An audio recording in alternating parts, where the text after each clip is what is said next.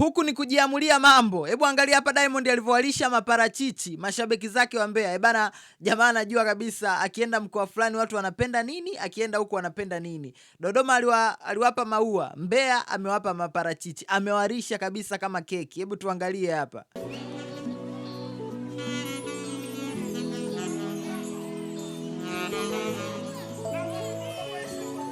Hapa. Wewe unakulisha?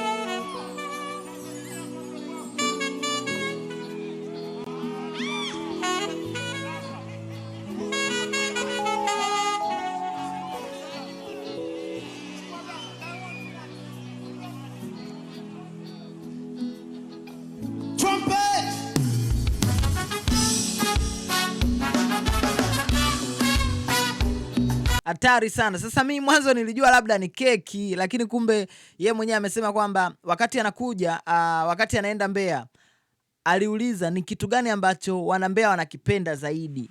Unaona?